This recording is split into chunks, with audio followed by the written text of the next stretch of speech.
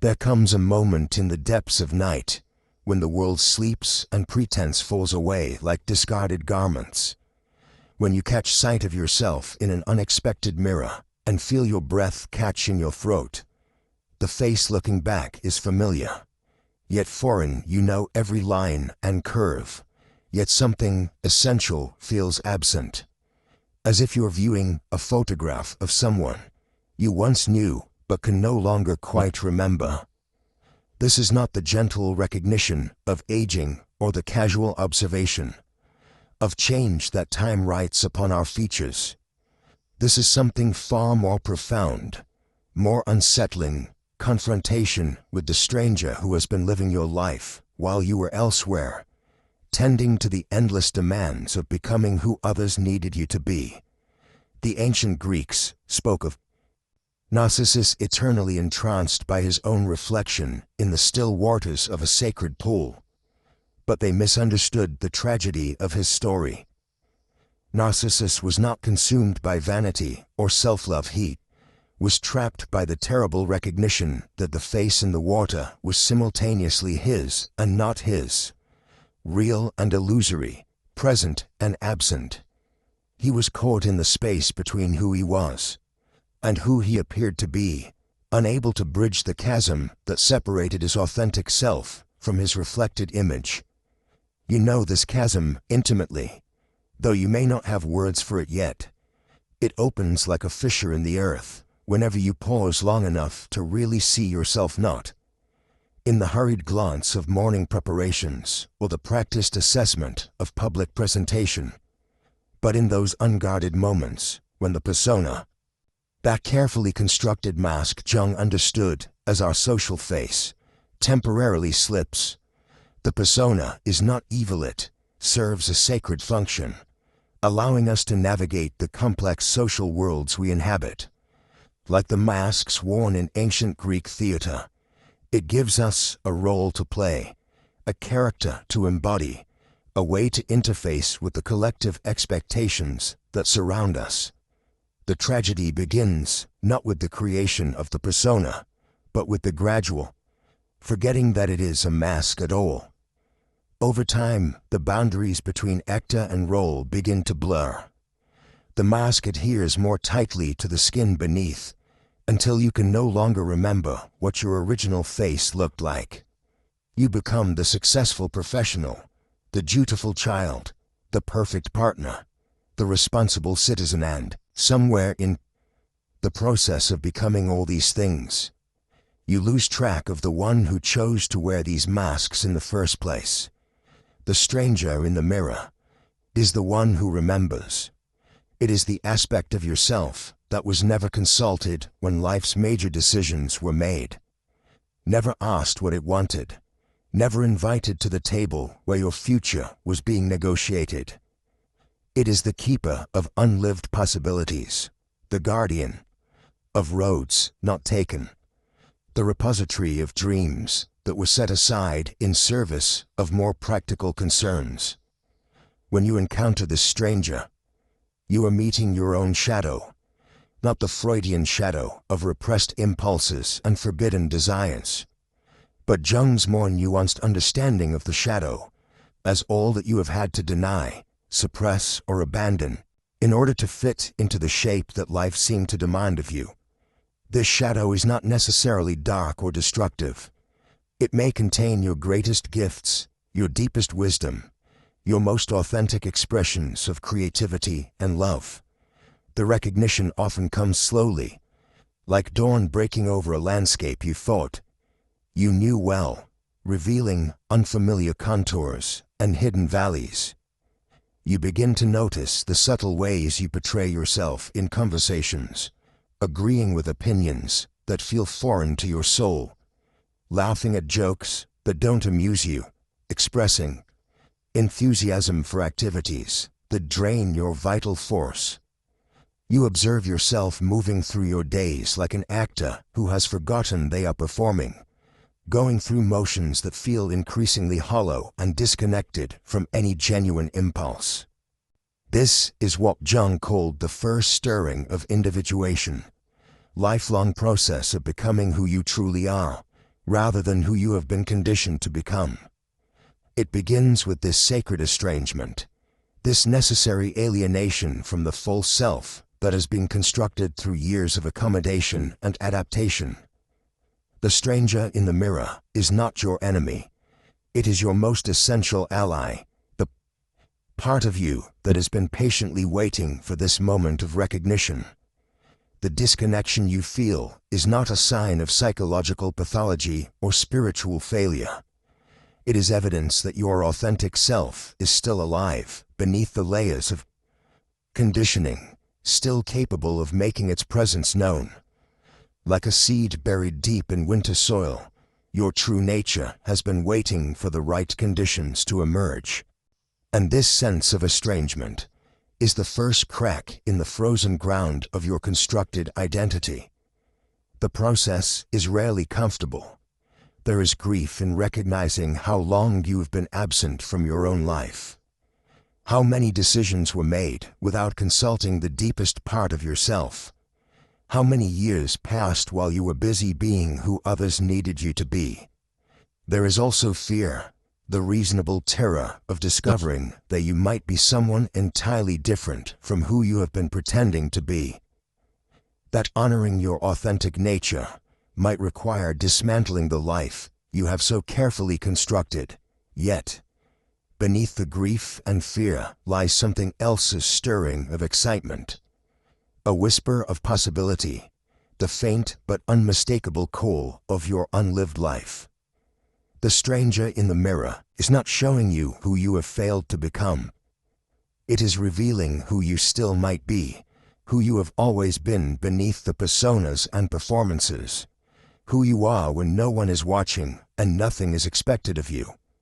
This is where the journey begins, not with dramatic external changes or sudden revelations, but with this quiet moment of recognition, this sacred pause in which you allow yourself to see truly. The stranger in the mirror is extending an invitation, offering to guide you back to yourself through territories that may be unfamiliar, but are not foreign. Landscapes that belong to you, even though you may have forgotten their names.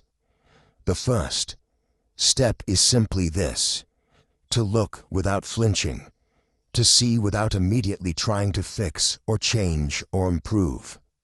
To allow the discomfort of estrangement to exist without rushing to resolve it.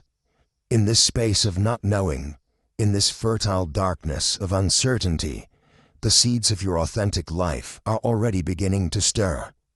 There comes a moment in the deepest chambers of your being when you feel the crushing weight of dreams that were never born from your own soil.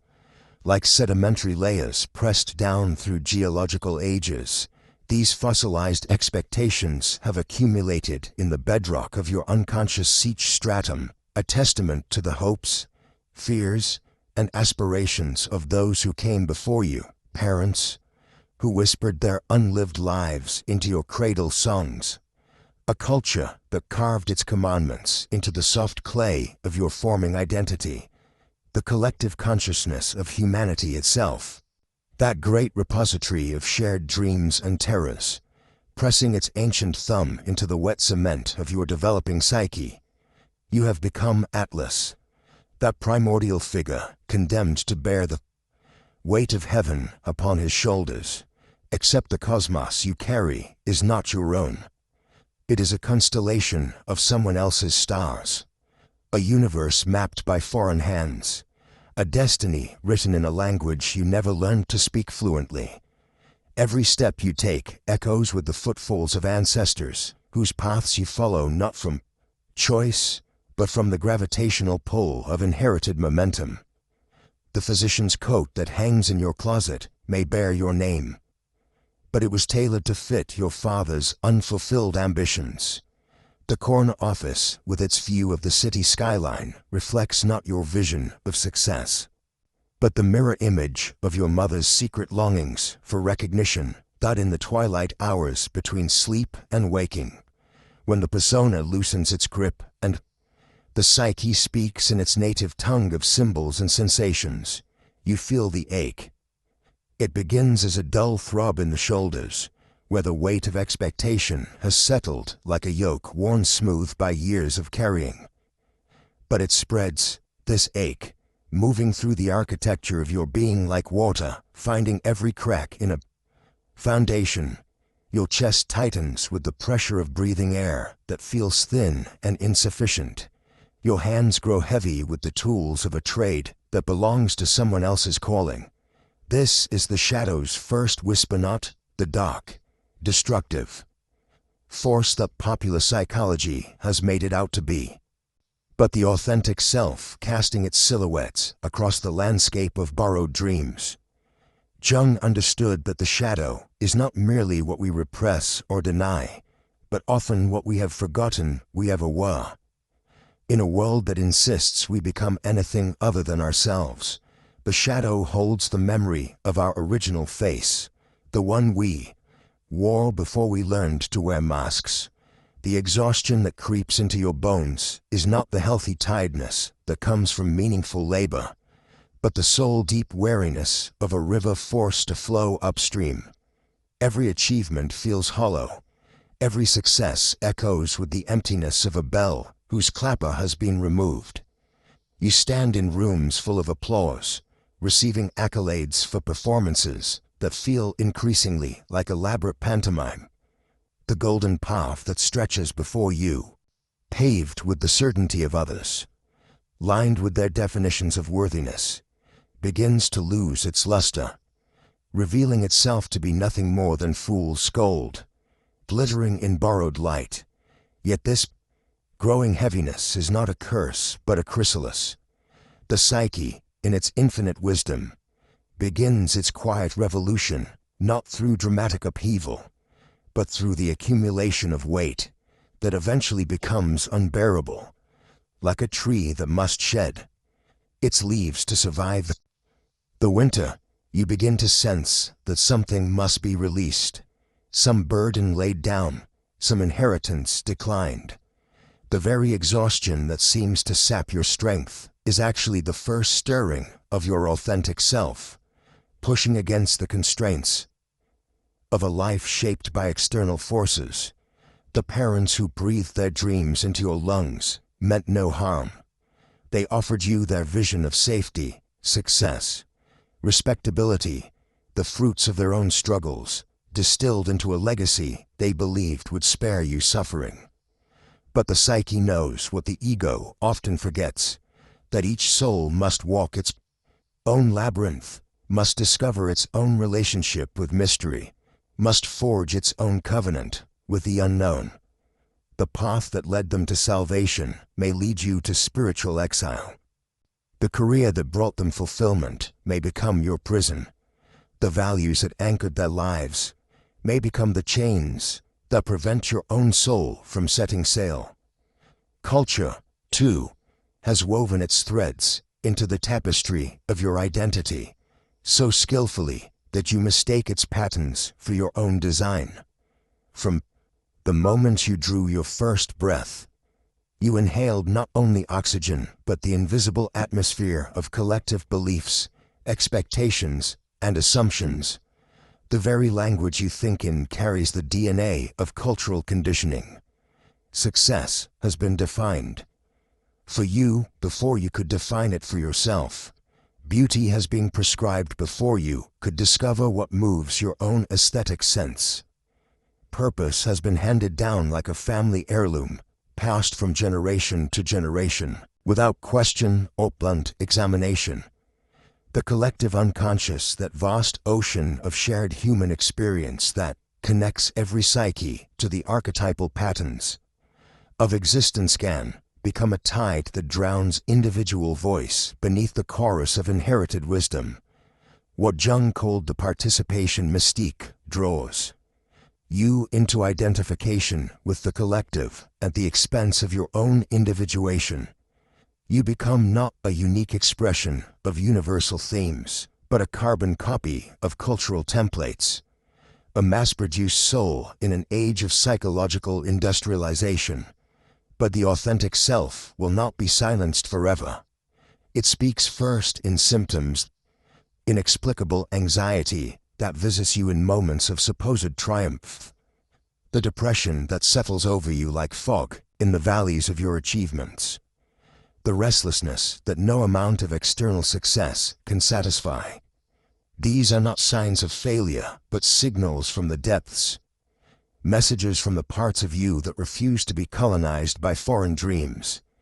The shadow of authenticity grows longer as the sun of borrowed purpose begins to set. In the gathering dusk of disillusionment, you begin to see the outline of who you might have been, who you still might become.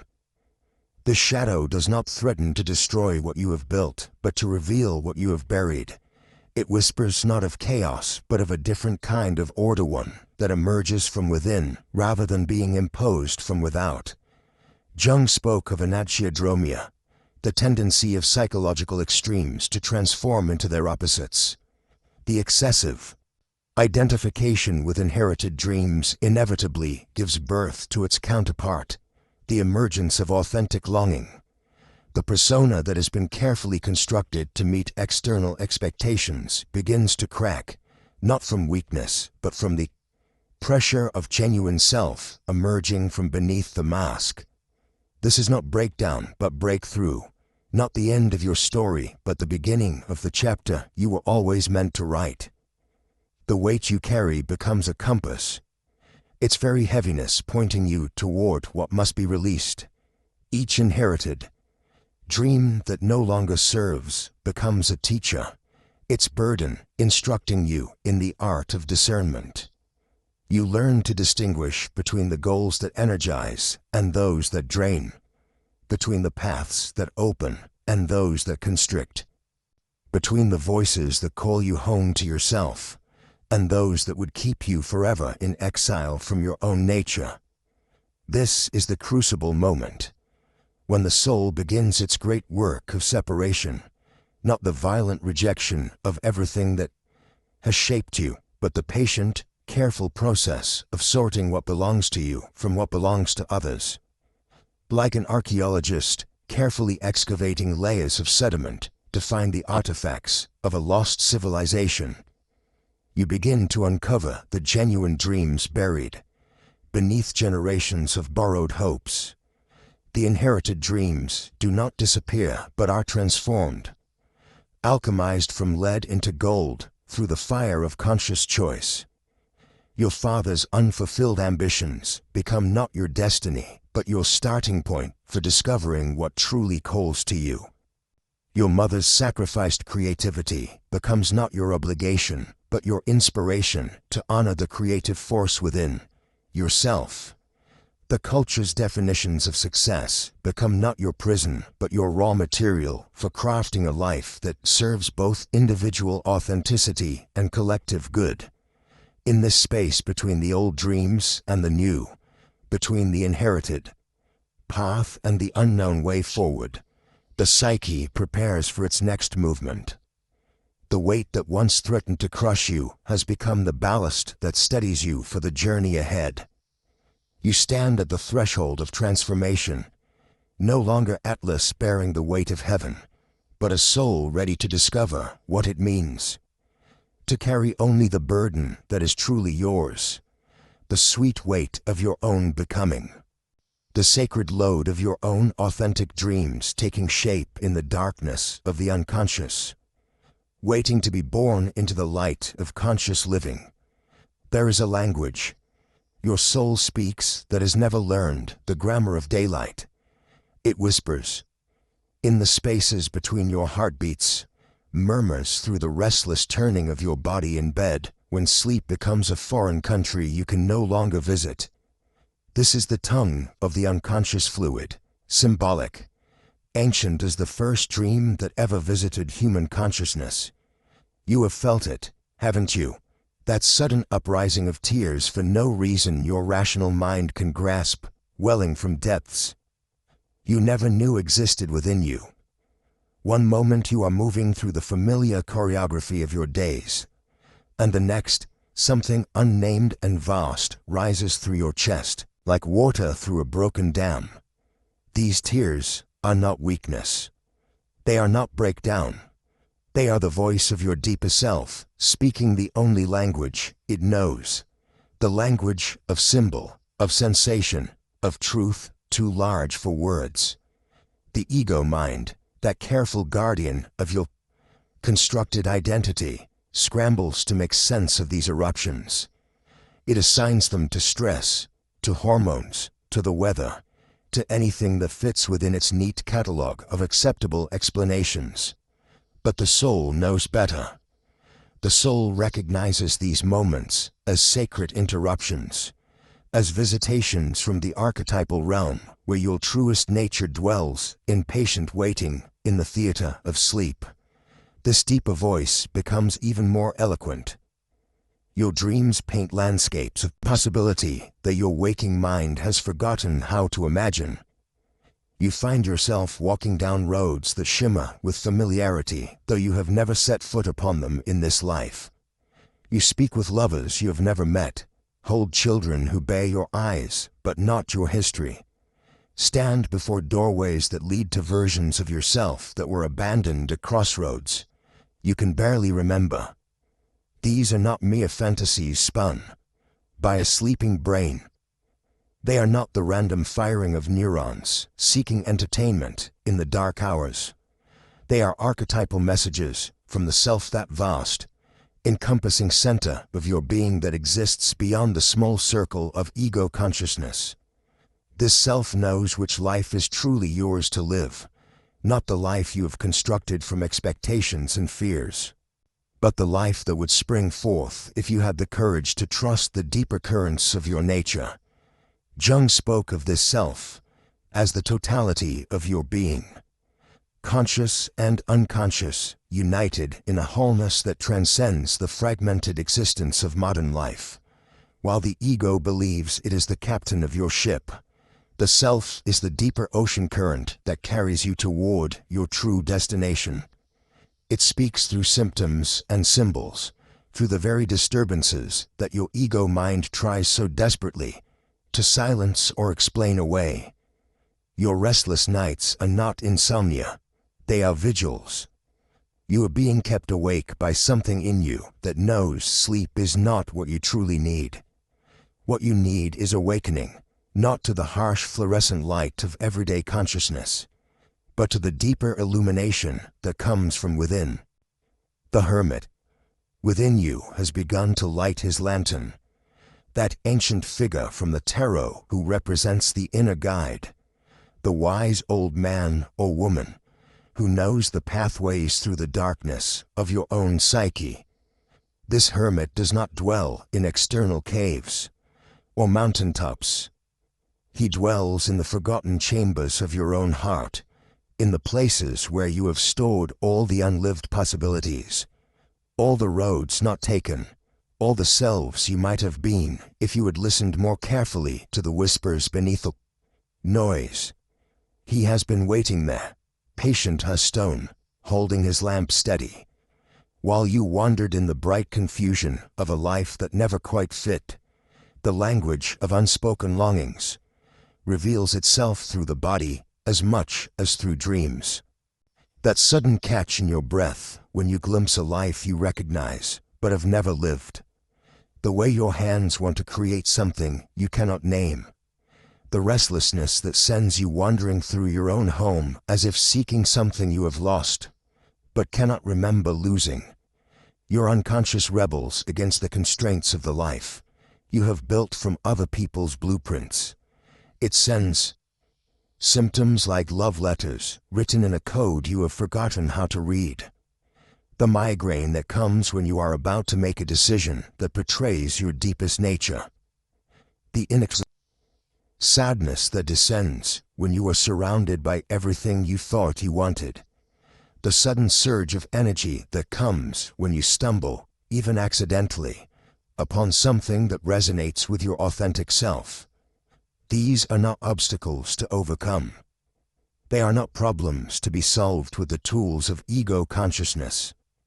They are invitations to remember a deeper way of knowing, a wisdom that exists beyond the reach of rational analysis. Jung called this the wisdom of the unconscious. And he knew that healing, true healing, comes not from conquering these mysterious uprisings, but from learning to listen to them with the respect they deserve. The archetypal realm speaks through images that bypass the filtering mechanisms of the rational mind. In your dreams, you are the hero setting out on a quest you do not understand. The lover searching for union with something that exists beyond the realm of ordinary relationship. The child wandering in a forest of possibilities that the adult mind has declared impossible. These figures are not separate from you. They are you, the deeper you that exists beneath the carefully constructed persona you present to the world. They are aspects of the self trying to communicate with the ego, trying to call you home to the life that is authentically yours. But they speak in symbols, because the rational mind cannot contain the fullness of what they have to say. The roads not taken in your dreams are not fantasies of escape. They are glimpses of potentials that still live within you, possibilities that were never actually lost but only forgotten. Time works differently in the archetypal realm. Past and future collapse into an eternal now, where all possibilities exist simultaneously. In this space, it is never too late to become who you were meant to be. Your unconscious knows this. It knows that the life you are living is not the only life available to you. It knows that beneath the layers of conditioning and expectation and fear, there exists a core self that is undefeated, undaunted, still singing the song it came here to sing. This is why it speaks to you through longings that seem to come from nowhere, through dreams that feel more real than your waking life, through symptoms that your doctor cannot quite explain. The hermit within begins to illuminate these forgotten pathways with the lantern of inner knowing. This is not knowledge that comes from books or teachers or external authorities. This is gnosis, the direct, immediate knowing that arises when you finally learn to listen to the voice that has been speaking within you all along. This inner hermit does not offer easy answers or quick solutions. He offers something far more valuable, the light by which you can see your own path. He illuminates not the destination, but the next step, not the whole journey, but the ground immediately before your feet. This is how transformation happens, not through grand gestures or dramatic revelations, but through the accumulated wisdom of 1,000 small moments of authentic choice. The language of unspoken longings becomes clearer as you learn to trust these inner stirrings rather than dismiss them. You begin to recognize the difference between the voice of authentic desire and the voice of ego grasping. True longing has a quality of rightness to it, a resonance that reaches all the way down to your bones. It does not demand immediate gratification or external validation. It simply is, patient and persistent as water slowly shaping stone. These longings are not asking you to abandon your life and run away to some external paradise. They are asking you to find the paradise that exists within the life you already have, but lived from a different center, approached with a different quality of attention. They are asking you to stop performing the life you think you should be living and start inhabiting the life that is actually yours. The unconscious speaks through your body's wisdom, to the sudden knowing that comes when you stand at a crossroads, and one path makes your whole being sing while the other feels like death. It speaks through the tears that come when you witness someone else living the truth you have been afraid to claim. It speaks through the dreams that wake you with their intensity, leaving you with images that linger like the taste of some exotic fruit you have never eaten but somehow remember. This is the language of soul-making, the ongoing process by which you transform from a person who happens to have experiences into a person who understands that they are being lived by something larger than their small self. Jung called this individuation, the lifelong journey toward wholeness. toward the integration of all the disparate parts of yourself into a unified being that is both fully human and mysteriously more than human. As you learn to listen to this deeper language, you begin to understand that your life is not a problem to be solved, but a mystery to be lived. The restless nights become opportunities for communion with the parts of yourself that only emerge in darkness. The tears become recognition of the beauty and tragedy of existence itself. The dreams become allies in the great work of becoming who you truly are. The hermit's lantern illuminates more than just forgotten pathways. It illuminates the nature of the journey itself, revealing that you are not trying to get somewhere you have never been. You are trying to return home to yourself, to the self that exists beneath all the layers of adaptation and compromise and survival. This self has been waiting for you with infinite patience, holding space for your return like a faithful dog who knows its master will eventually come home. The language of unspoken longings is ultimately the language of love, not the small love that grasps and possesses, but the great love that recognizes the sacred nature of your own becoming. It is your deepest self calling you back to the truth of who you are, using whatever means necessary to get your attention. Speaking in the only language that can penetrate the defenses of the ego mind, the language of symbol, sensation, and soul. In the depths of your being, there exists a fog so thick, so encompassing, that you have forgotten there was ever a time when you could see clearly. This is not the fog of morning that burns away with the first touch of sunlight, nor the mist that rises from heated earth after rain. This is the fog of the soul in exile, dense, persistent, and strangely comforting in its obscurity. You move through your days like a sleepwalker in a dream, reaching automatically for the glowing screen that promises connection but delivers only the hollow echo of other people's curated lives. Your thumb scrolls with the mechanical precision of a prayer wheel, seeking not enlightenment but forgetfulness, a temporary reprieve from the knowing sense that something essential has gone missing from your existence. The ancient Greeks spoke of the lotus eaters, those blessed and cursed souls who tasted the sweet fruit of forgetting and could no longer remember their true home. You, too, have become intoxicated by the lotus of perpetual stimulation. Each notification, a small dose of dopamine that keeps you suspended between waking and sleeping, between living and merely existing. The screens flicker with the light of 1,000 artificial suns, but they illuminate nothing of the landscape of your inner world. In this fog, time becomes elastic, meaningless. Hours dissolve into the endless stream of content, each piece of information canceling out the last, creating a white noise of the mind that drowns out the quieter voices, the whispers of intuition, the stirrings of authentic desire, the persistent knock of your unlived life at the door of consciousness. You consume and consume, but nothing nourishes. You connect and connect, but nothing truly touches you.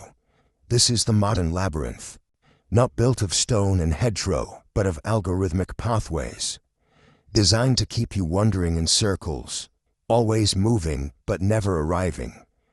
The Minotaur at its center is not a beast of flesh and blood, but something far more insidious, the growing awareness that you have become a stranger to yourself, that the person you show to the world and the person you are when no one is watching exist in different universes entirely. The fog serves a purpose, though you do not yet recognize its wisdom. Like the cocoon that appears to imprison the caterpillar but actually provides the necessary darkness for metamorphosis. This mist of distraction creates a buffer zone between your current self and the terrifying possibility of transformation. The psyche, in its infinite intelligence, knows that some truths are too bright to look upon directly. The fog is not your enemy, is your preparation. Within this comfortable numbness, something is stirring. It begins as a vague unease, a sense that the carefully constructed routine of your days is missing some vital ingredient. You feel it in the moments between distractions, those brief seconds when you close one app and have not yet opened another, when the silence rushes in like water through a crack in a dam. In those moments, you glimpse the outline of a deeper longing, a homesickness for a place you've never been. But somehow remember, the fog thickens when you approach these glimpses too directly. Your hand reaches instinctively for another distraction, another dose of the sweet forgetfulness that keeps the deeper questions at bay. Who are you when you're not performing? What do you actually want when you strip away the layers of shoulds and musts and expectations? What would happen if you stopped running from the silence and allowed it to speak? These questions hover at the edges of your awareness, like half-remembered dreams, persistent but elusive. You sense their importance, but they feel dangerous, like doors that, once opened, can never be closed again. So you retreat deeper into the fog, scrolling through the lives of others as if their experiences might somehow fill the hollow space within your own chest. But the fog is not uniform. There are clearings, moments when the mist parts unexpectedly and you catch a glimpse of something vast and beautiful beyond the boundaries of your current existence. These moments come without warning. Piece of music that stops you mid-stride, a stranger's genuine smile, the way light falls across water, the sudden recognition of your own face in a photograph as if seeing yourself for the first time. In these clearings, you remember that you were not always lost. There was a time when your curiosity was not hijacked by algorithms, when your attention belonged to you, when the world was full of mystery and possibility rather than mere content to be consumed. You remember the child who could spend hours watching clouds or building elaborate, imaginary worlds from nothing but sticks and stones and the infinite creativity of an unencumbered mind. That child still lives within you, though buried beneath layers of adaptation and compromise, like a seed waiting beneath winter soil for the right conditions to emerge. The folk has protected this essential self from the harsh glare of a world that rewards conformity over authenticity, productivity over presence, having over being. In the gray twilight of perpetual distraction, your true nature has been gathering strength for the emergence that will inevitably come. The discomfort you feel, the persistent ache that no amount of scrolling can truly soothe, is not a sign that something is wrong with you. It is the call of your unlived life, the insistent whisper of your authentic self-demanding recognition. This ache is sacred. It is the beginning of awakening, the first stirring of the soul that was slept too long in the comfortable prison of other people's dreams. You stand now at the threshold between two worlds, the familiar fog of endless distraction and the uncertain but luminous path of authentic living. The choice is always before you, in each moment, in each breath. Will you reach again for the comfortable numbness? Or will you dare to sit with the discomfort of not knowing who you are beneath all the roles and masks and expectations? The fog begins to thin when you stop trying to escape it and instead turn to face it directly. What are you really hiding from? What truth is so unbearable that you would rather live in a haze of half-consciousness than confront it clearly? The answer lies not in the fog itself, but in what the fog conceals: the gap between your authentic self and the version of yourself you present to the world.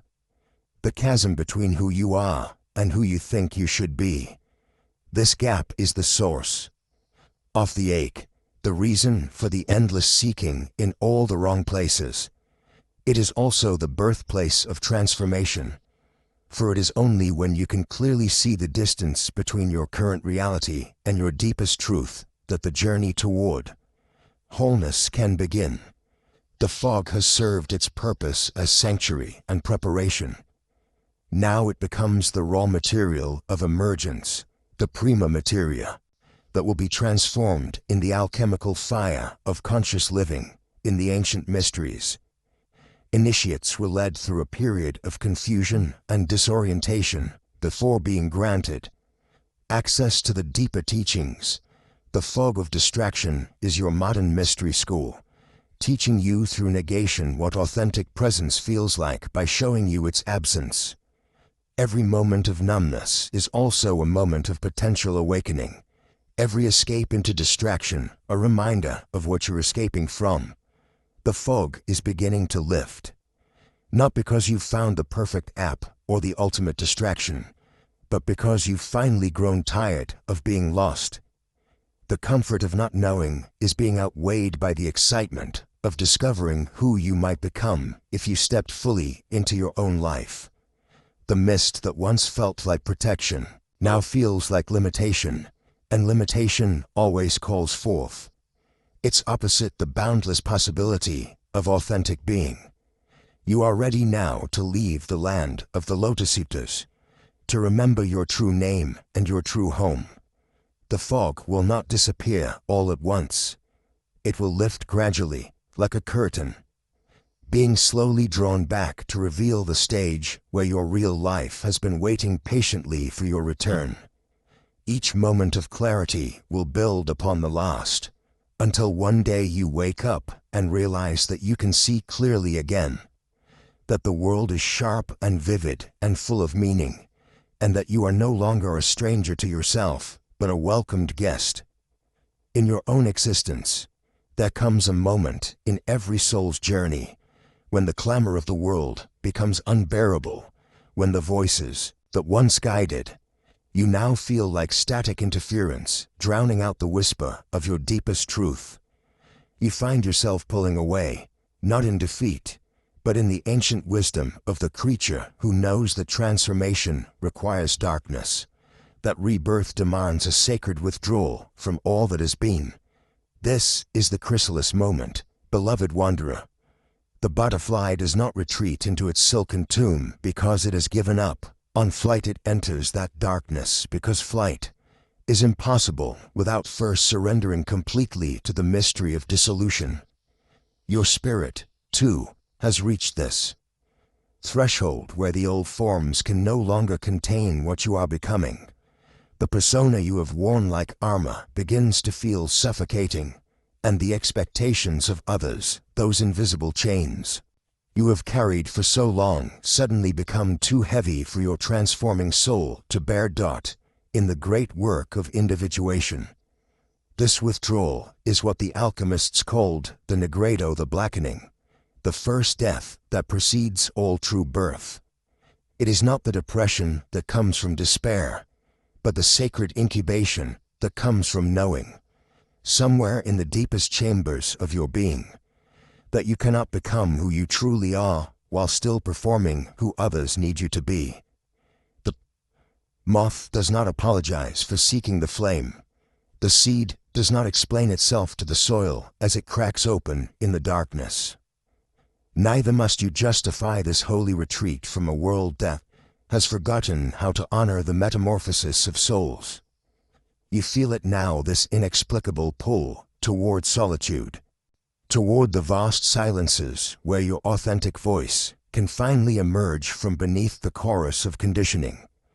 It is as if your psyche has been trying to speak to you in a crowded room, and only now, in the blessed quiet of withdrawal, can you finally hear what it has been so desperately trying to say. The hermit in the tarot understands this journey. With lantern raised against the darkness, he climbs toward peaks where human voices cannot reach, where only the ancient dialogue between soul and self can unfold. This is not exile, this is pilgrimage. You are not running away from life. You are descending into the underworld of your own depths to retrieve the golden treasure that has been waiting there since your birth. Jung spoke of this necessary regression as a return to the womb of the unconscious, where all new life begins.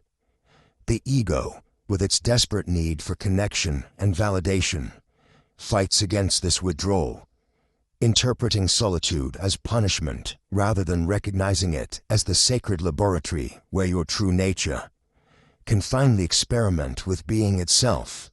In this chrysalis of solitude, you begin to discover the profound difference between loneliness and loneliness is the ego's cry for external connection, its hunger for others to confirm its existence.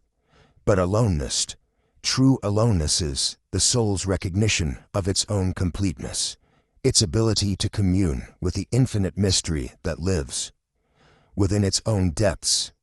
Here, in this sanctuary of silence, you do not need to explain yourself, justify your feelings, or translate your truth into language others can understand. Here, you can simply be, in all your raw, unedited, magnificent complexity. The world will not understand this withdrawal. They will call it selfishness, antisocial behavior, a phase to be overcome. But you are beginning to learn the difference between what the world needs from you and what your soul needs for you. The collective unconscious speaks through the voices of others, urging conformity, demanding that you remain recognizable, manageable, predictable.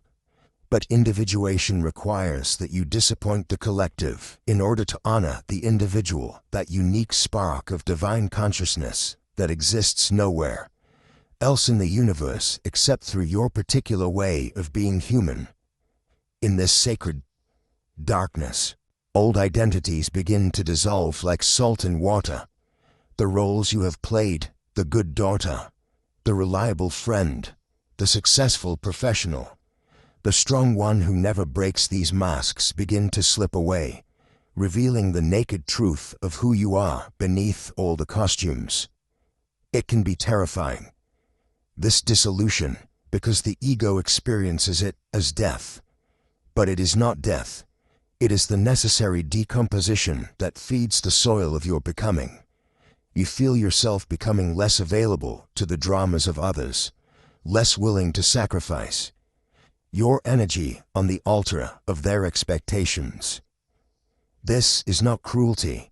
This is conservation of the sacred fire that burns within you. The butterfly does not emerge from its chrysalis to immediately serve the needs of every flower in the garden. It emerges to fulfill its own destiny, and in doing so, becomes capable of a service that no caterpillar could ever provide. The voices of guilt whisper their familiar refrains, "You're being selfish." They need you. This is just fear disguised as spirituality. But deeper than these voices, you hear another sound, the sound of your own soul breathing freely for perhaps the first time in years. This breath is not an escape from responsibility. It is the only way to discover what your true responsibilities actually are beneath the inherent obligations that have shaped your life according to others' fears and dreams. In this withdrawal, you begin to understand the profound wisdom of the winter tree.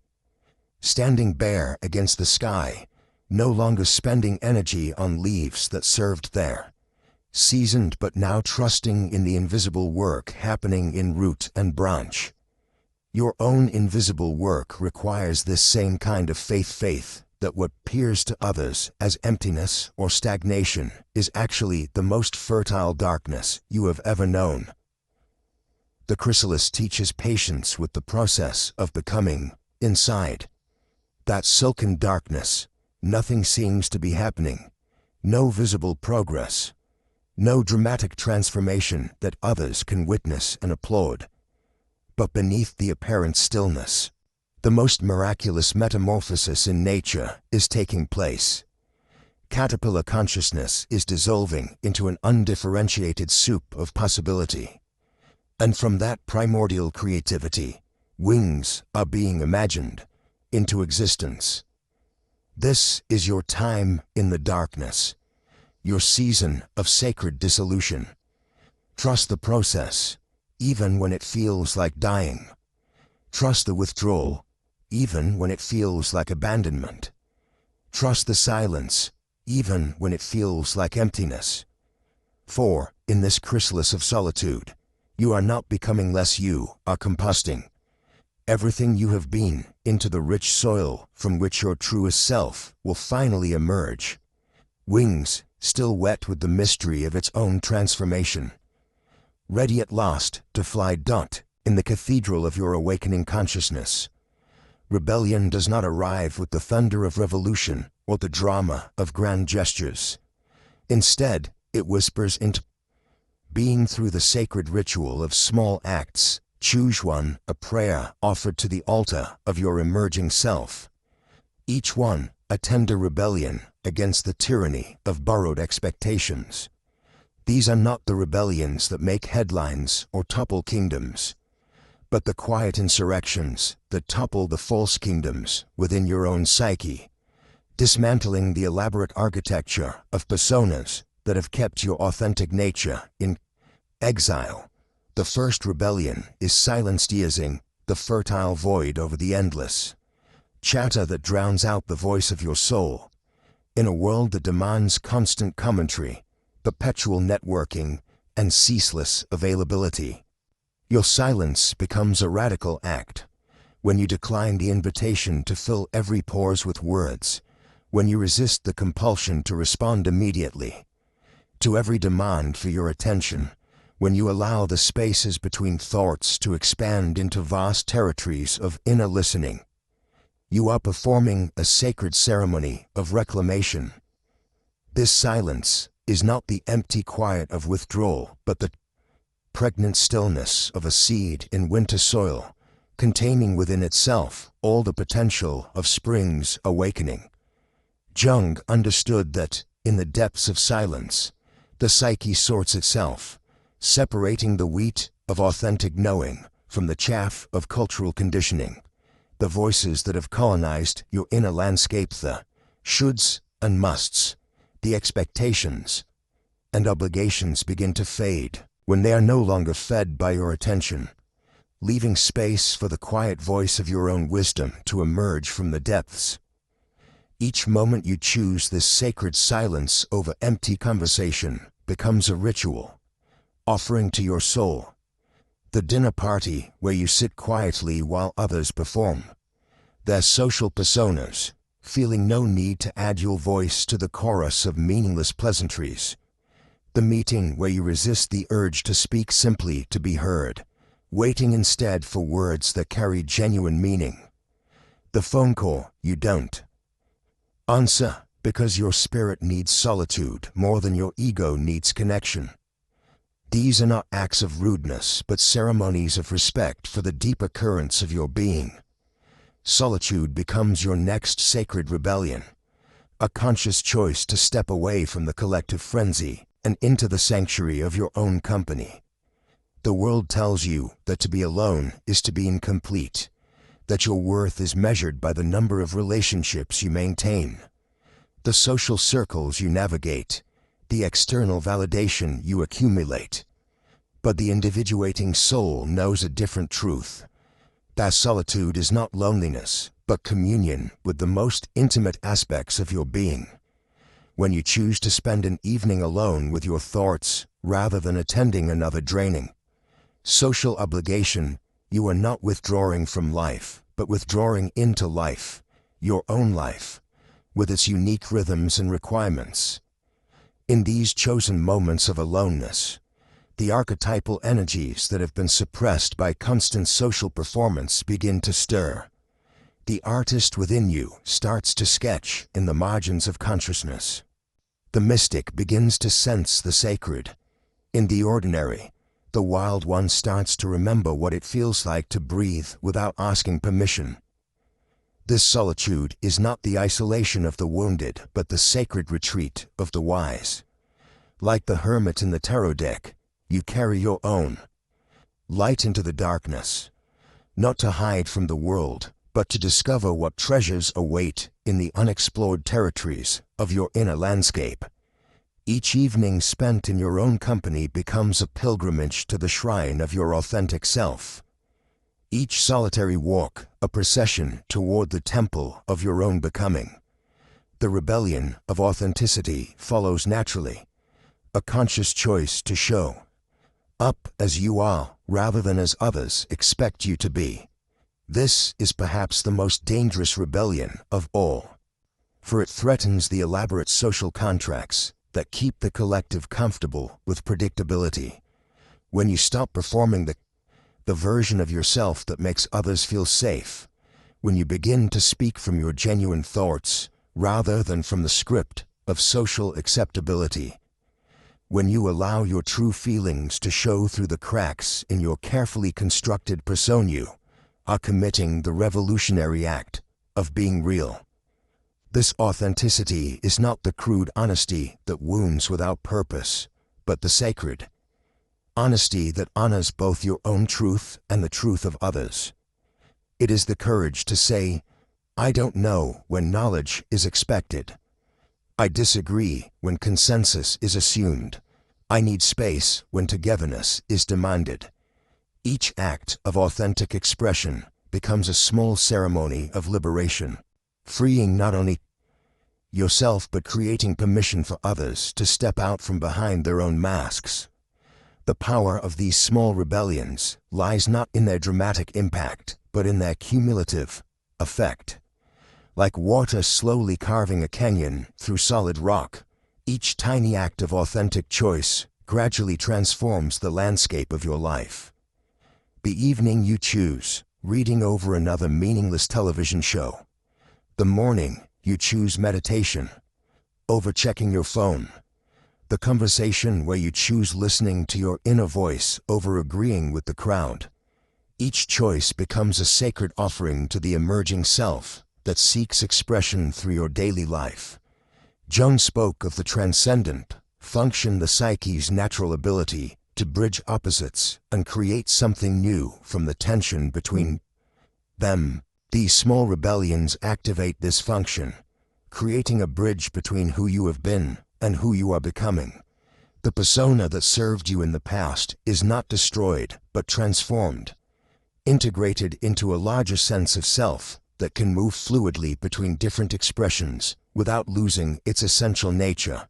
Each no you speak to what feels wrong becomes simultaneously a yes to what feels true. When you decline the invitation to the party that drains your energy, you are saying yes to the evening of creative exploration that feeds your soul. When you refuse to engage in gossip that feels toxic to your spirit, you are saying yes to conversations that nourish your authentic connections. When you stop apologizing for taking up space, you are saying yes to the full expression of who you were born to be. These small rebellions create what Jung would call a tamanasa, sacred space, where transformation can occur safely.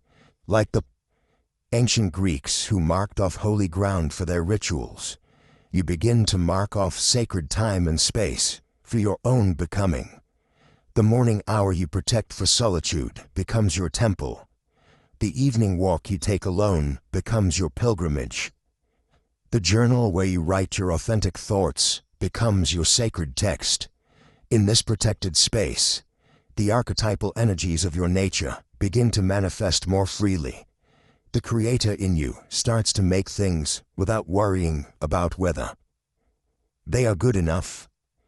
The lover begins to form deeper connections based on genuine affinity rather than social convenience. The warrior learns to fight for what matters rather than against what threatens. The sage begins to trust its own wisdom rather than constantly seeking external validation. The world may not understand these small rebellions. Family members may interpret your need for solitude as rejection. Colleagues may mistake your authentic expression for lack of professionalism. Friends may feel threatened by your refusal to participate in activities that no longer serve you. But the individuating soul learns to weather these misunderstandings, knowing that the approval of others is a poor substitute for the approval of your own deepest self. These sacred rebellions are not acts of selfishness, but acts of service to the larger purpose that your unique soul came here to fulfill. When you honor your authentic nature through small daily choices, you contribute something irreplaceable to the collective human experience. Your genuine self is not just a personal treasure, but a gift to the world, offering perspectives and energies that can only come through your particular configuration of consciousness. The ritual nature of these rebellions is crucial to understand. They are not random acts of defiance, but conscious ceremonies that honor the sacred process of individuation. Each choice to be authentic is a prayer, EAC. Each word spoken from genuine conviction is an invocation of your deepest truth. As these small rebellions accumulate, they begin to reshape not only your external life, but your internal landscape. The voice of your authentic self grows stronger. With each act of honoring, the confidence to trust your own perceptions deepens with each choice to follow your inner guidance. The capacity to love yourself as you are expands with each refusal to be someone you are not. In the end, these sacred rebellions reveal themselves to be not rebellions at all, but acts of profound alignment with the deepest currents of your being.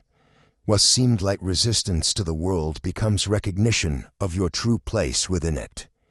What felt like saying no to life becomes the ultimate yes to the life that is authentically yours. In the temple of your own becoming, each small rebellion becomes a prayer of gratitude for the courage to honor the sacred gift of your own existence. Beneath the carefully cultivated surface of your conforming life, something primordial stirs. It is not the polite creativity that produces what others expect, not the safe expression that earns approval and fits neatly into predetermined categories. This is something far more dangerous and infinitely more alive, a creative volcano that has been building pressure in the depths of your being, fed by all the unlived moments, all the unexpressed truths, all the raw life force that you have been taught to contain and domesticate. You feel it in the restlessness that comes when you try to settle into the life others have mapped out for you. You feel it in the way your hands want to create something that has never existed before, in the way words rise up from some wordless place within you, demanding to be spoken even when you cannot yet understand their meaning. This is not creativity, as the world defines it, not the production of objects for consumption or validation. This is creativity as life force itself. The same energy that pushes flowers through concrete and rivers through stone. The volcano stirs because it recognizes that you have been living on borrowed dreams. You have been trying to inhabit the visions that others have crafted for you, attempting to find satisfaction in pursuits that were never meant to nourish your particular soul. The creative fire within you burns away this dross with the patience of geological time and the intensity of stellar fusion. It separates what is genuinely yours from what you have accumulated through adaptation and fear. Jung understood that the creative impulse is not separate from the process of individuation.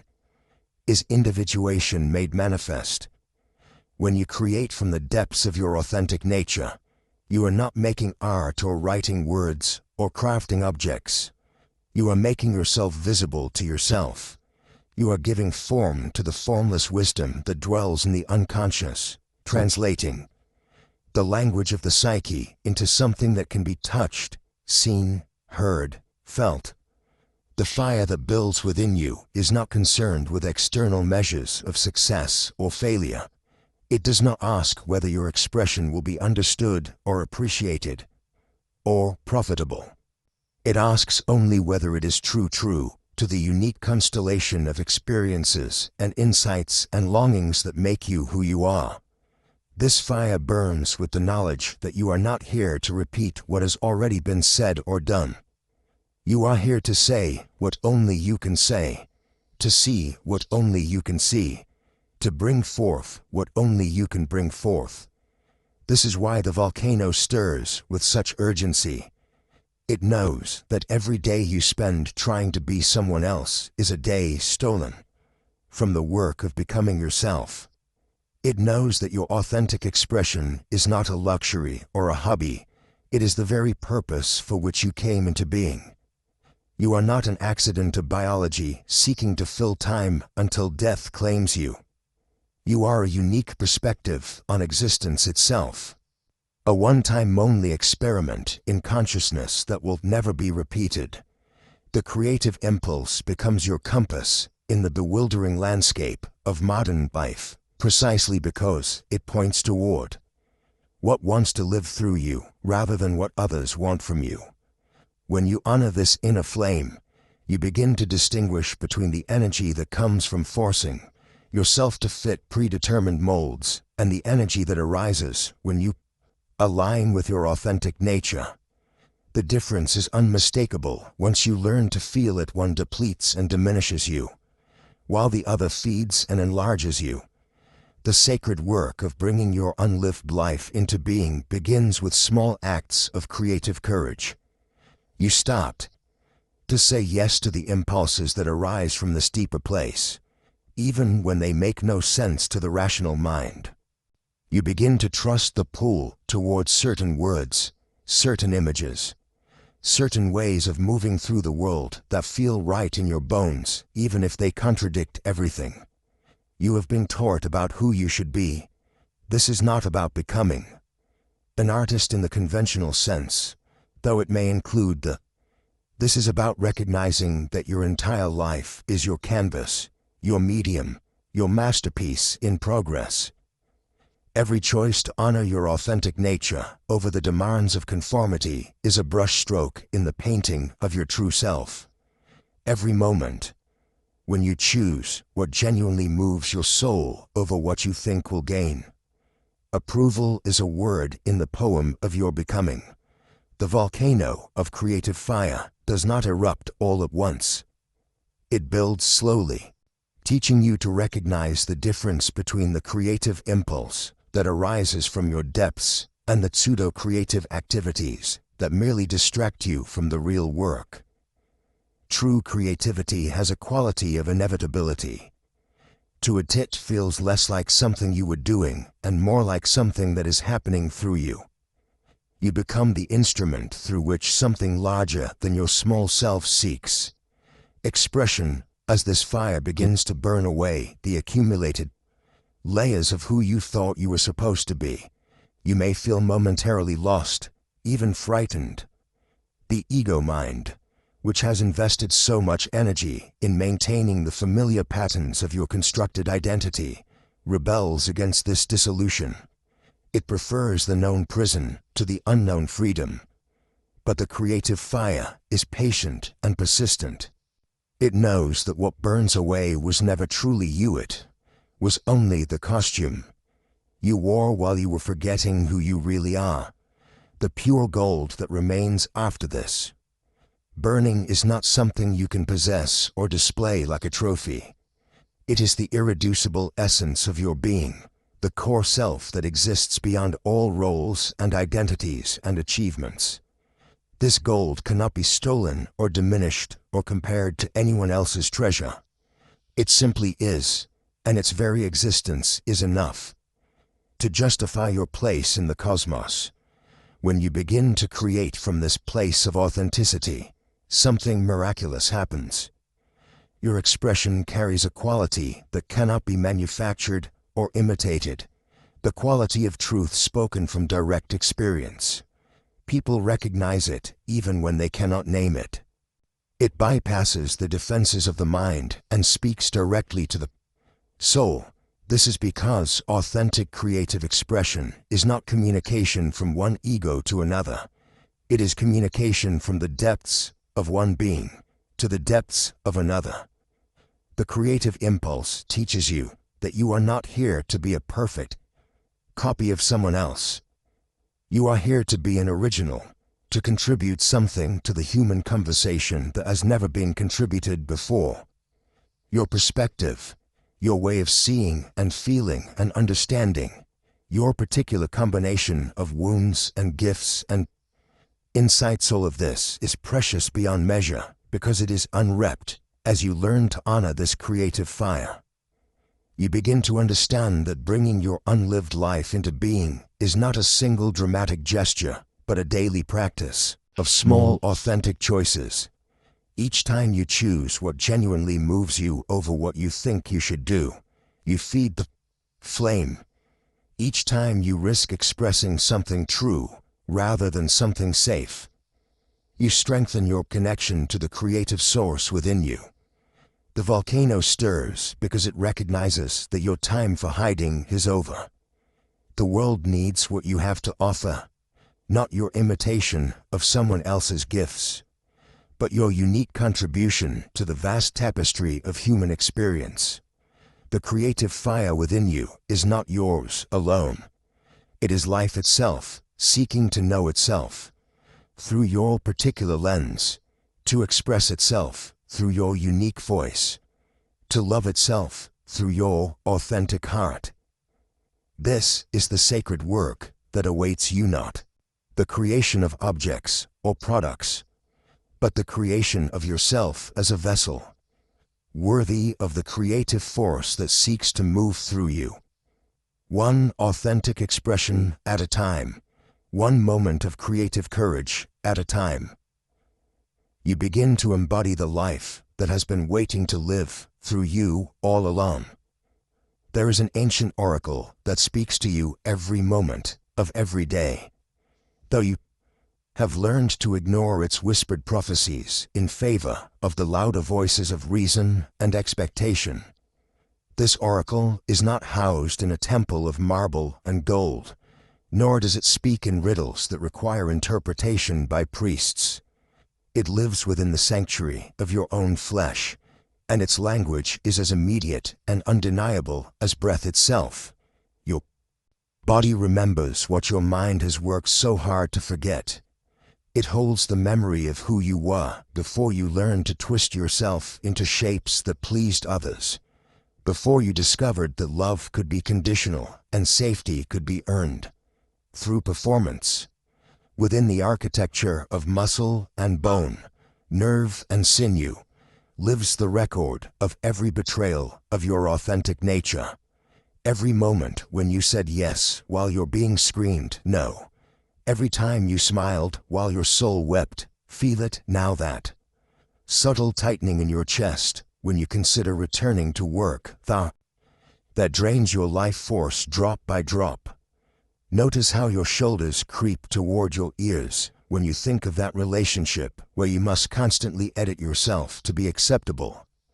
Observe the way your stomach clenches when you contemplate the future you think you should want, the one that looks perfect on paper but feels like a death sentence to your spirit. This is not anxiety speaking, though the mind will label it so. This is wisdom dressed in the language of the body, your deepest intelligence trying to guide you away from what diminishes you and toward what allows you to flourish. The body knows with a certainty that the mind can never achieve, that authenticity feels different from performance, that truth resonates differently than lies, that love expands while fear contracts. Your flesh is the most honest friend you will ever have. It cannot be bribed with pretty words or convinced by clever arguments. It responds only to the truth of your experience, the reality of whether you are moving toward or away from your essential self. When you align with what is genuinely nourishing for your soul, the body responds with a subtle but unmistakable sense of rightness, a loosening, an opening, a coming home to yourself that feels like the first deep breath after holding a breath for years. This bodily wisdom operates on frequencies far more subtle than pain and pleasure, though it encompasses both. It speaks in the language of expansion and contraction, flow and stagnation, vitality and depletion. Your nervous system is constantly reading the field of your experience, sensing what enhances your life force and what drains it. what opens you to possibility and what closes you down in fear. The ancient traditions understood this. They knew that the body was not merely a vessel for the soul, but its most faithful translator. The bridge between the infinite and the particular, the universal and the personal.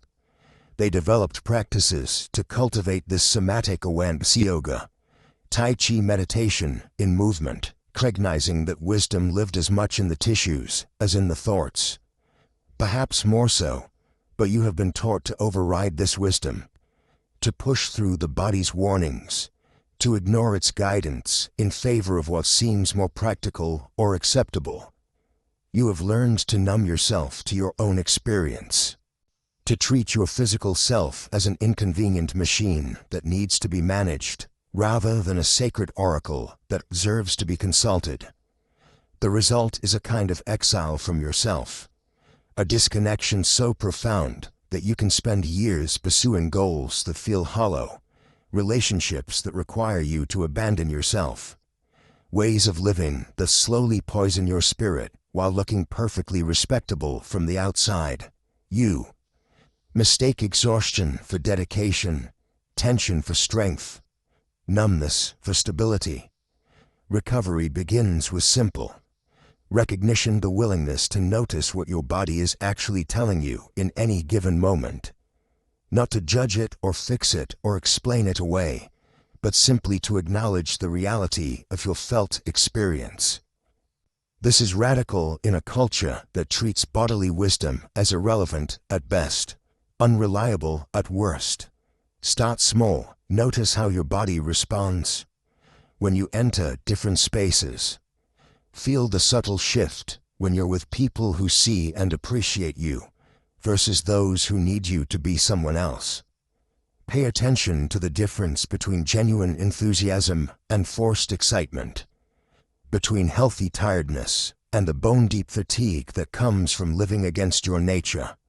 Your body will teach you to distinguish between the comfort that comes from genuine safety and the numbness that comes from avoiding what needs to be faced. It will show you the difference between the expansion that comes from growth and the contraction that comes from betraying yourself. It will guide you toward what truly nourishes and away from what merely satisfies, toward what opens your heart and away from what closes it down. This is not about becoming precious or self-indulgent, constantly monitoring every sensation for deeper meaning. It is about developing a basic literacy in your own experience, learning to read the language your deepest self has been speaking all along. The body's wisdom is practical, immediate, and profoundly trustworthy once you learn to listen without the filter of what you think you should feel. The compass of bodily wisdom points always toward authenticity, toward the choices in relationships and ways of being that allow you to feel most fully yourself. It is not concerned with what looks good to others or what makes logical sense. It cares only for what enhances your aliveness, what allows your essential nature to express itself more fully. Trust this. Trust the way your breathing deepens when you speak your truth, the way your energy increases when you engage with work that matters to you, the way your whole being seems to say yes when you move in the direction of your genuine calling. Trust also the warnings, the heaviness that settles over you in toxic environments, the way your life force seems to leak away in relationships where you cannot be yourself, the exhaustion that comes from trying to fit into spaces that were never meant for you. Your body is not separate from your soul. Is your soul made manifest in the world of form? Every cell carries the wisdom of your deepest knowing, every breath an opportunity to align more fully with your truth. The oracle has been speaking all along. Now it is time to listen, to trust, to follow where this most ancient wisdom leads. It will guide you home to yourself, step by conscious step, breath by authentic breath, choice by courageous choice. The path forward is not found in your head, but felt in your bones. Not reasoned through, but breathed into being. Your body knows the way. It has always known the way. You need only remember how to listen. There is a grief that no funeral can honor, a death that leaves no body to bury, a loss so profound that the world continues spinning as if nothing has changed, while your entire universe crumbles and reconstitutes itself in the secret chambers of your heart. This is the great mourning, the sacred sorrow that accompanies the death of who you thought you were supposed to be. The weeping that waters the soil where your authentic self will finally take root. You stand now at the graveside of your lives, those phantom futures that danced in your imagination for years, perhaps decades. The career that promised meaning but delivered only emptiness. The relationship that was supposed to complete you but left you more fragmented than before.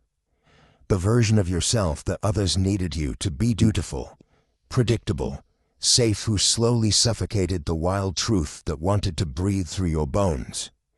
These deaths require mourning, beloved soul, for they were real in their own way, even if they were never truly yours. The autumn tree understands this holy surrender.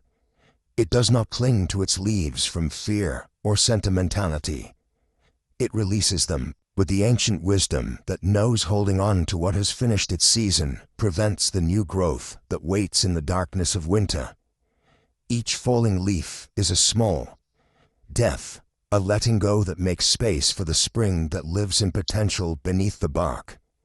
Your own letting go carries this same sacred, weighty, trilly stream. Each abandoned identity, each goodbye to who you used to be, creates the emptiness that authentic being requires to emerge.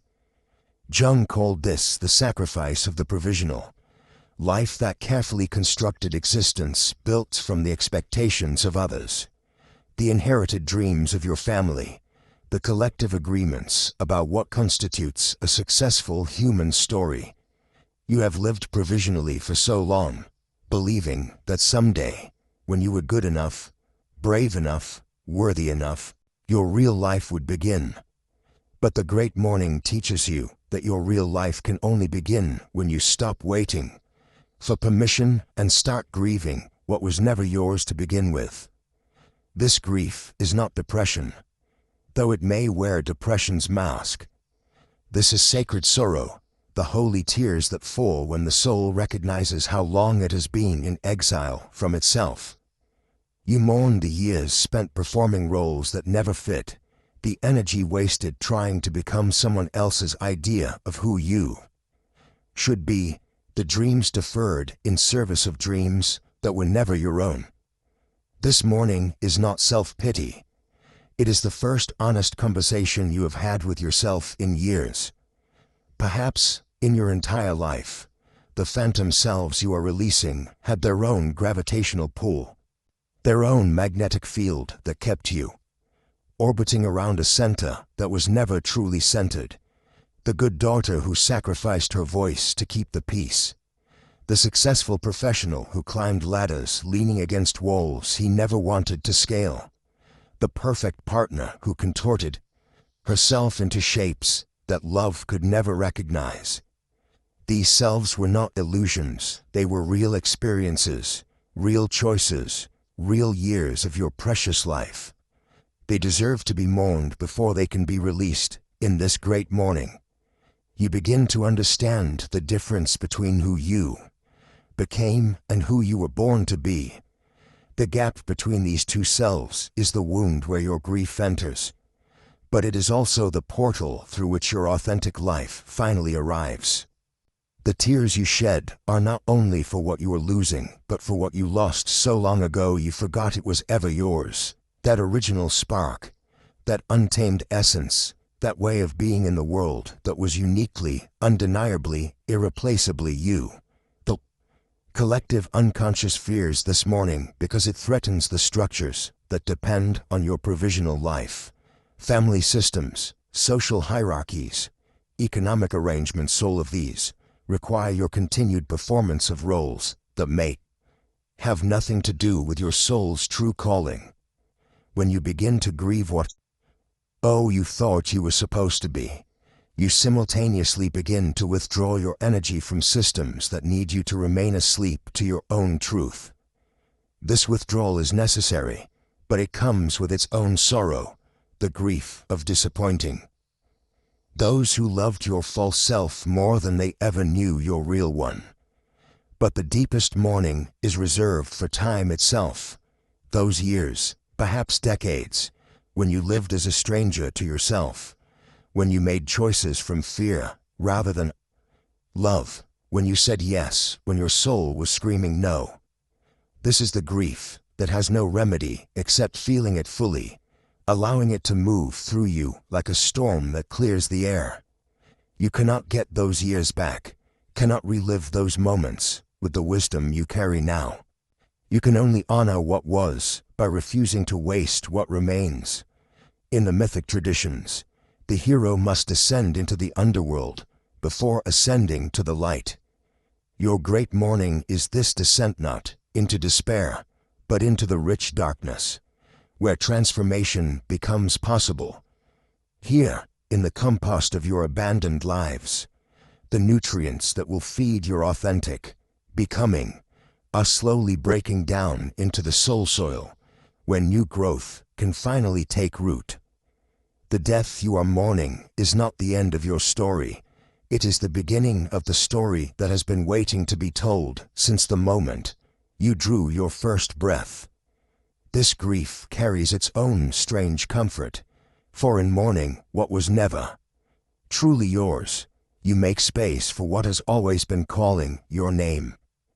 The tears you shed wash away the residue of false selves, leaving your inner vision clear enough to see the life that wants to live through you, not the life you thought you should want, but the one that recognizes you, that needs your particular way of being human to express itself in the world. The great mourning is also a great honoring, a ritual acknowledgement of every version of yourself that tried its best with the understanding it had. These abandoned selves were not failures. They were necessary experiments in becoming, rehearsals for the authenticity that could only emerge after you had tried everything else. They deserve your compassion, not your contempt, your gratitude, not your judgment. As you release what was never yours, you feel something loosening in your chest, a space opening where breath can finally move freely. This is the gift of grief. It creates the emptiness that fullness requires. In mourning who you thought you were supposed to be, you cleared the stage for who you actually are to finally make their entrance. No longer apologizing for their authenticity, no longer hiding that light beneath the bushel of others' expectations. The great mourning ends not with resignation but with a strange, fierce joy, the joy of finally coming home to yourself, after a lifetime of living in houses that were never built for your particular way of being alive. Beneath the cacophony of 1,000 voices telling you what should matter, what ought to drive you, what must become the organizing principles of your existence, there flows an underground river of values that belong to you alone. This hidden waterway has been carving its course through the bedrock of your being since before you learned language, since before you understood that the world had opinions about who you should become. It flows with the quiet persistence of all authentic things, unmarked by the landmarks of cultural expectation, unmapped by the cartographers of collective consciousness. To find this river, you must learn the ancient art of listening beneath the surface noise. The world speaks loudly of its values, success measured in accumulation, worth determined by recognition, meaning found in the approval of others. These voices echo through the chambers of your conditioning until they seem to be your own thoughts, your own desires, your own compass points. But the soul knows the difference between borrowed water and the spring that rises from its own depths. The underground river reveals itself not through proclamation but through resonance. You feel its presence in the moments when something stirs within you that has nothing to do with external reward or social validation. The child who stops to marvel at the intricate pattern of frost on a window while adults hurry past, focused on destinations and deadlines. The teenager who feels cold to spend hours creating music that no one may ever hear, driven by something deeper than ambition. The adult who finds themselves drawn to small acts of kindness that will never be witnessed or celebrated, following an internal current that flows toward compassion. This is the territory of what Jung understood as the self-nut, the ego, with its endless needs for recognition and security, but the deeper organizing principle that seeks wholeness and authentic expression. The values that arise from this deeper self are not manufactured by the mind, but discovered by the heart. Not imposed by culture, but revealed through the patient archaeology of self-knowledge.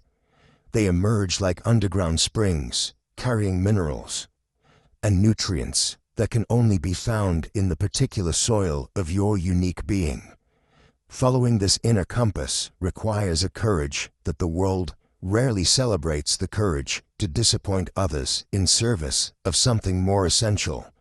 When your authentic values lead you toward simplicity in an age of accumulation, toward depth in a time of surface connections, toward meaning in a culture obsessed with metrics, you become a kind of exile from the mainstream current.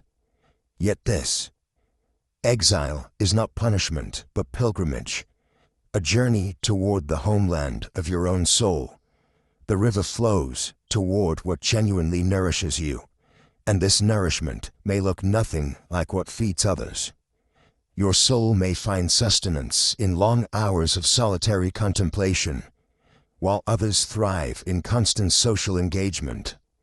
You may discover that your deepest fulfillment comes from creating beauty that serves no practical purpose, while the world insists that all energy should flow toward productivity and profit. The authentic values that emerge from your depths may call you toward service that offers no status, toward love that promises no security, toward truth that guarantees no comfort. This is why following the underground river requires such courage. It often leads away from the well-traveled paths where the footsteps of others have worn the ground smooth and safe. The territories it reveals are unmapped because they belong to you alone. Landscapes of meaning that can only be explored by the particular configuration of consciousness that you represent. No guidebook can prepare you for this journey because no one has ever been exactly who you are, felt precisely what moves you, carried the specific combination of gifts and wounds that make up your soul's signature. Yet as you learn to trust this inner current, you discover that what seemed like exile from the world becomes deeper connection to it. The values that arise from your authentic depths do not separate you from humanity, but connect you to it in ways that surface conformity never could. When you honor what genuinely matters to you, you give others permission to do the same. When you follow your own underground river, you reveal to others that such rivers exist, that there are waters to drink that do not come from the communal well of collective expectation. The authentic values that emerge from this deep listening often surprise you with their simplicity. Beneath the complex layers of should and must, ought and need, you may discover that what truly matters to you is startlingly clear.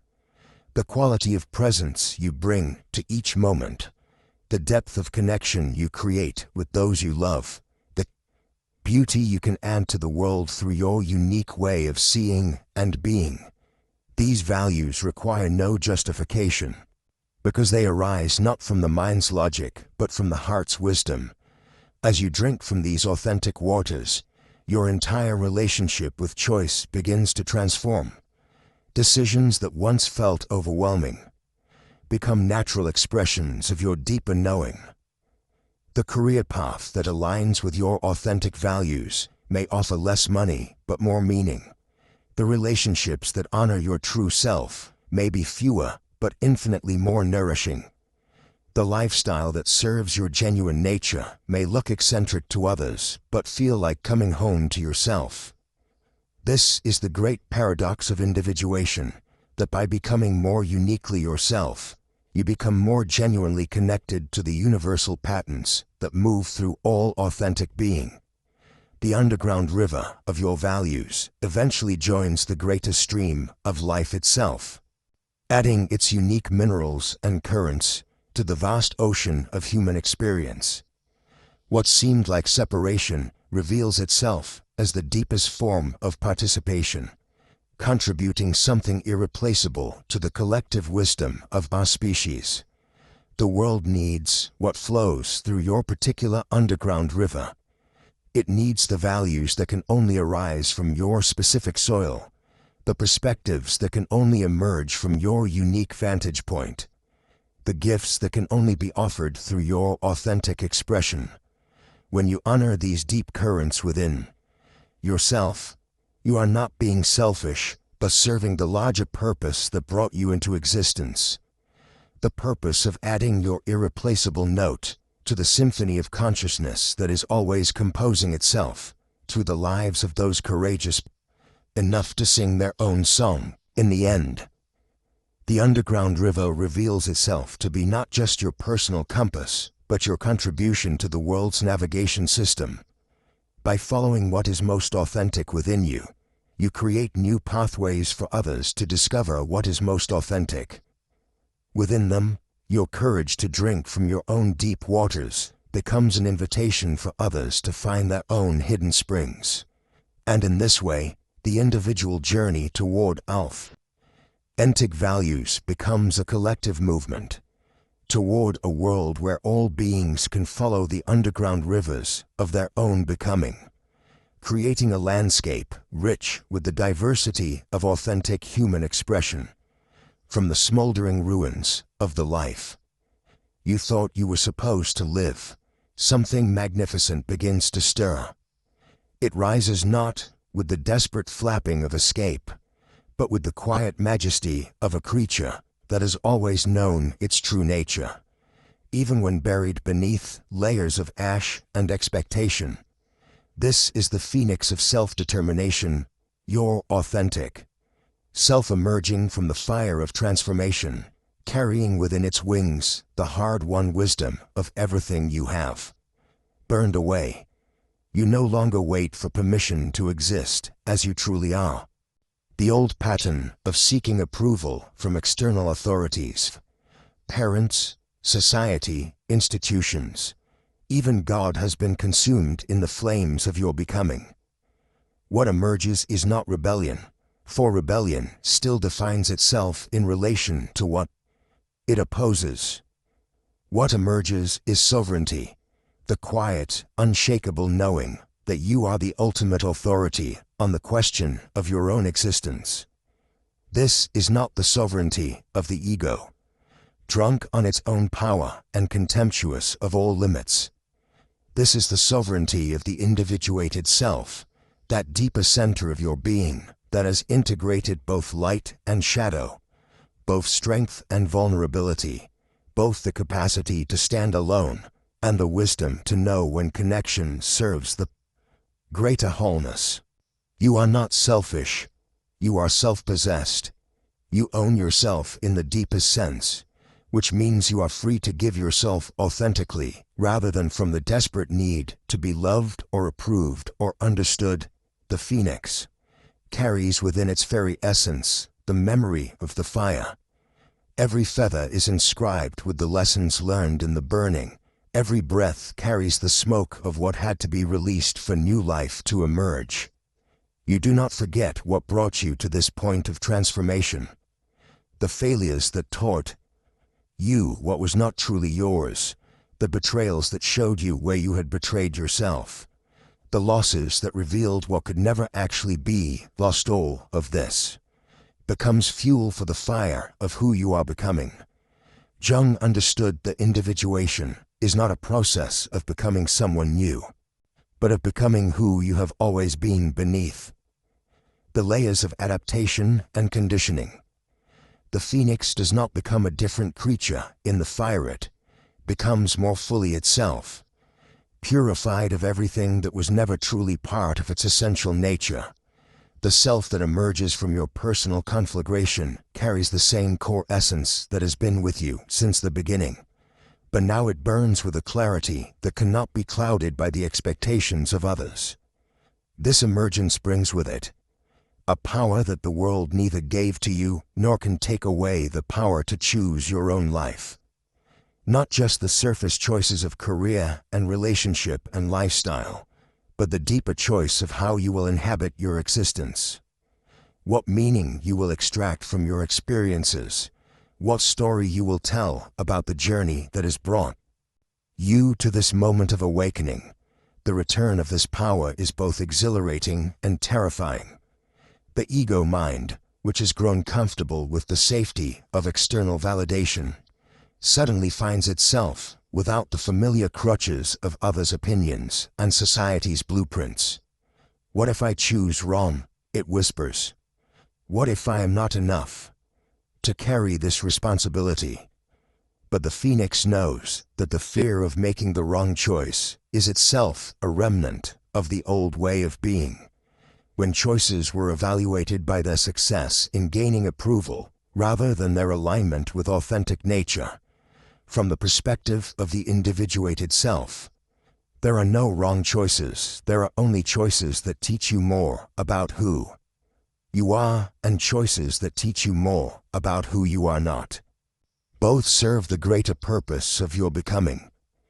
The phoenix has learned that the fire which once seemed like destruction was actually revelation, burning away everything that was not essential to reveal the indestructible core that could never be harmed by any external circumstance.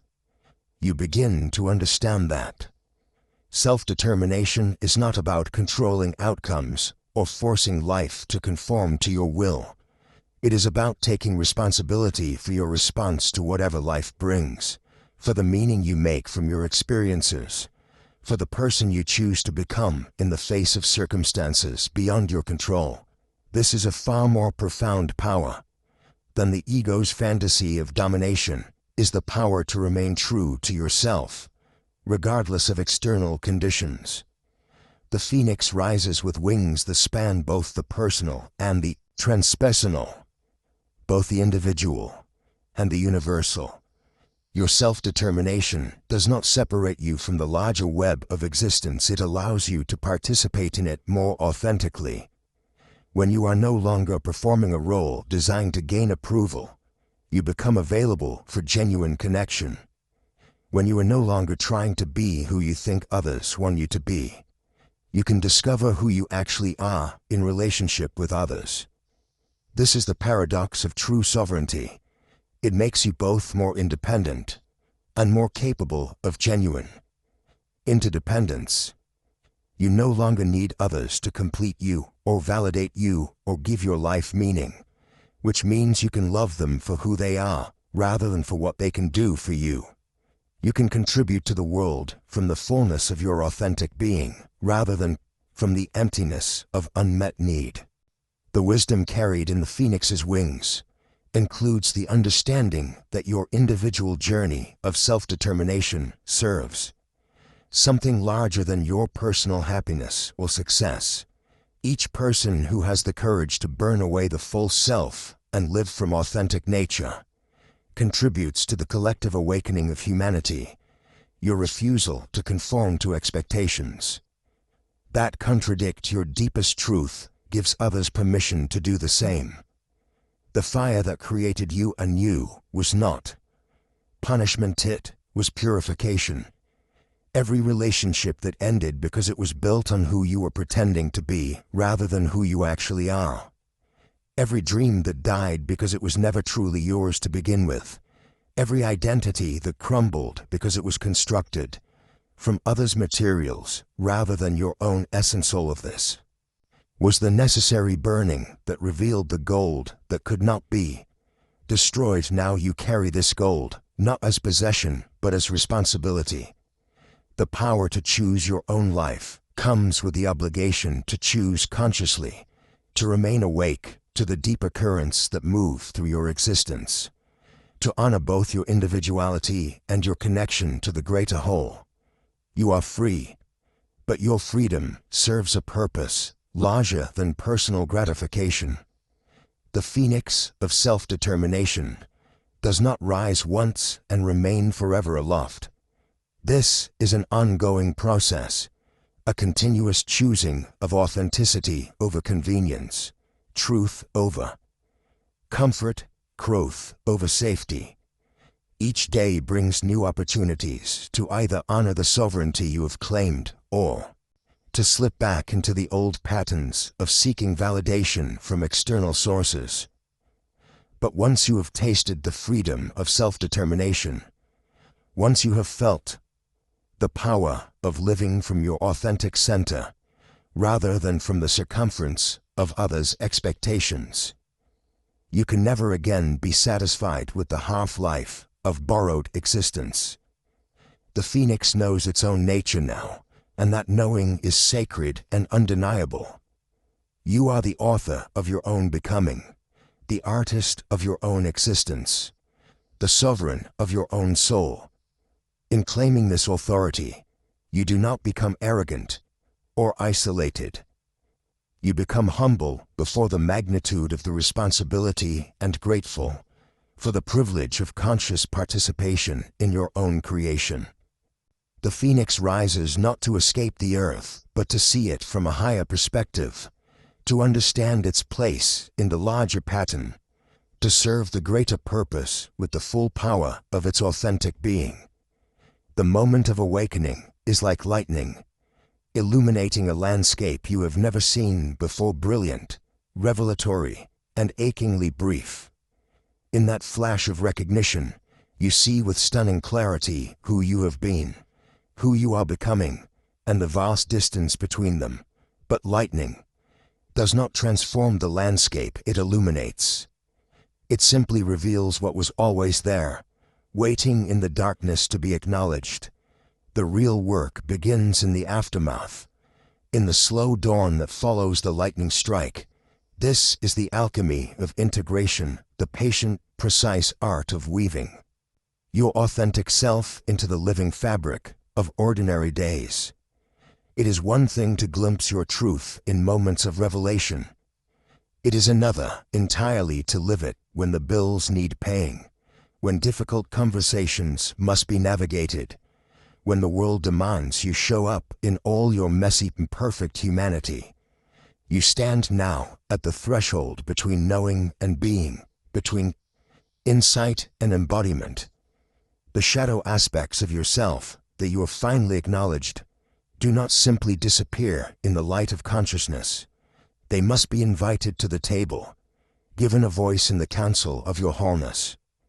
The golden child within you, long buried beneath layers of adaptation and compromise, does not automatically know how to live in a world that often punishes authenticity with rejection or misunderstanding.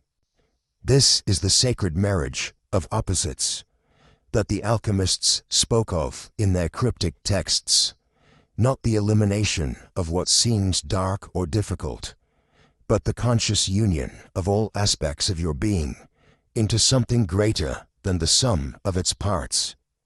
The angry part of you that you have tried so hard to suppress carries the energy of your boundaries, your capacity to say no to what diminishes you.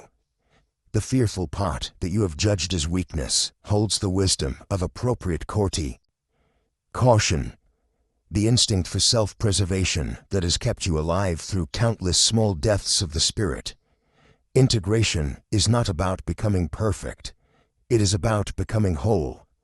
It is the difference between a symphony where every instrument plays the same note and one where each voice contributes its unique sound to create something magnificent and complex. Your shadow does not need to be eradicated, needs to be conducted. given its proper place in the orchestra of your being, so that its power serves your highest nature, rather than sabotaging it. Watch how the old patterns assert themselves, even as you commit to living more authentically. Notice how the persona, the carefully constructed public face you have worn for so long, is being retired. How it argues for its necessity, its protection, its familiarity. Do not make the mistake of trying to destroy it completely. The persona has served you well in many ways, and aspects of it may always be necessary for navigating the social world. The work is not to eliminate it, but to make it conscious, to choose when to wear it and when to set it aside. Your ego, too, must find its right-sized place in this new configuration of yourself. It has been both ally and adversary in your journey. In its drive toward achievement and recognition, adversary in its insistence that you are only as valuable as your accomplishments. In integration, the ego learns to serve the self rather than demanding to be served by it. It becomes the skillful manager of your practical affairs rather than the tyrant that defines your worth. This process unfolds not in dramatic revelations, but in 1,000 small choices. It is choosing vulnerability over invulnerability in a conversation with a friend.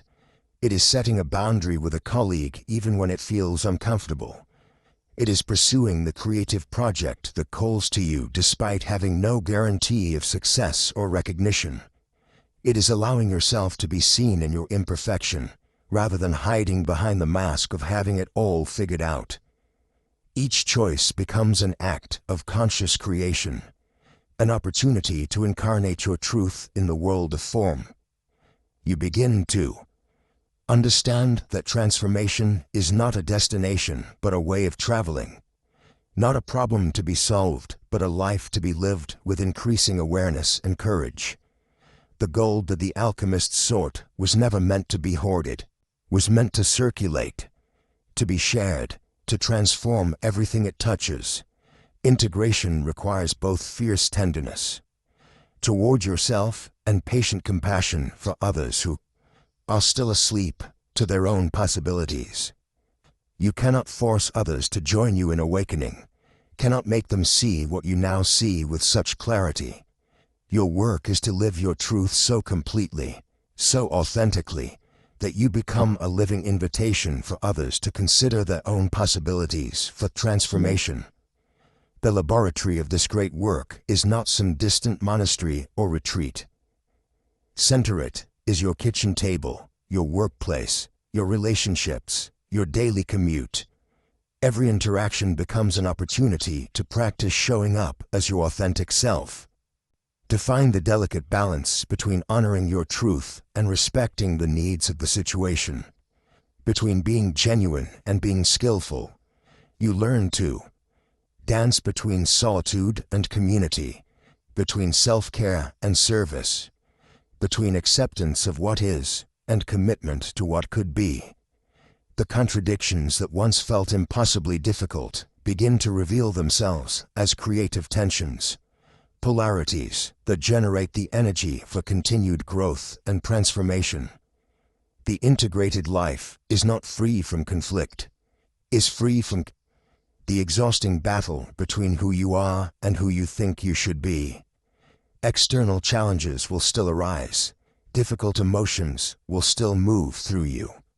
Relationships will still require navigation and care. But you meet these experiences from a place of wholeness, rather than fragmentation, from authenticity, rather than performance, from love, rather than fear. This is the philosopher's stone that turns the base metal of ordinary experience into the gold of conscious living. It is not found through acquiring more knowledge or achieving some perfect state. It is revealed through the willingness to show up fully to whatever life presents, to meet each moment with the totality of who you are becoming. The alchemy is never complete because life itself is an ongoing process of creation and destruction, death and rebirth, dissolution, and coagulation. Each day offers new opportunities for integration, new invitations to deepen into your truth, new chances to transform the raw material of your experience into wisdom, compassion, and authentic presence. You are both the alchemist and the materia, the one who transforms and the one being transformed. In this sacred laboratory of daily existence, you continue the great work that has no end, the endless, joyful, difficult, beautiful process of becoming who you have always been. Beneath the layers of who you thought you had to be,